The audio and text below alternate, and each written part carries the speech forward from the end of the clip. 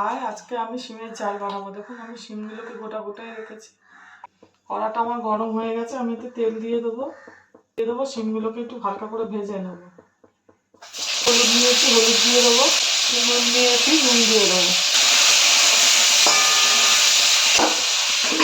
কালো সর্ষে, সাদা সর্ষে আর পোস্ত নিয়েছি। লঙ্কা নিয়েছি একটু বেশি করে, কাঁচা লঙ্কা দিয়ে দেবো। ভাজা হয়ে গেছে, এবার আমি এগুলোকে তুলে নেবো। একটু সর্ষের তেল দিয়ে দেবো।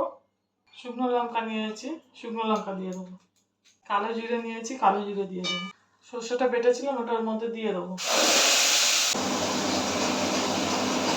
এটার মধ্যে দই দিয়ে দেবো। হলুদ গুঁড়ো আর লঙ্কা গুঁড়ো দিয়েছি, একটু হলুদটা কম দিয়েছি। আগে যেহেতু শিমের সঙ্গে হলুদ মাখিয়ে নিয়েছি, এর মধ্যে দিয়ে দেবো। মশলা বাটা জলটা আমি এর মধ্যে দিয়ে দেবো। এবার কালারটা আমার এরকম হয়েছে। দেখুন শিমগুলো এখন আমি এর মধ্যে দিয়ে দেবো। জল দিয়ে দেবো। নুন নিয়েছি, নুন দিয়ে দেবো। চিনি নিয়েছি, চিনি দিয়ে দেবো। তো আমি একটু ঢাকা দিয়ে দেবো। এসছে, তেল বেরিয়েছে। এবার এটাকে আমি নামিয়ে দেবো। এটা আমার বানানো হয়ে গেছে। এইভাবে বাড়িতে বানিয়ে করে খাবেন, ভালো লাগবে। আর আমার চ্যানেলটা লাইক, সাবস্ক্রাইব আর শেয়ার করে দেবেন।